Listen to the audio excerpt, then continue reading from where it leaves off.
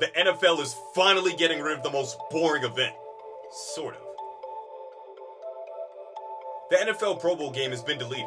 Instead, it will be replaced by the Pro Bowl games, which is a week-long skills competition, and it features a flag football game for the finale out in Las Vegas, the Sunday before the Super Bowl. Pro Bowls have been played since 1951, but they have always lacked that competitive edge that other sports All-Star weekends seem to have. Rightfully so. Football is a very violent sport.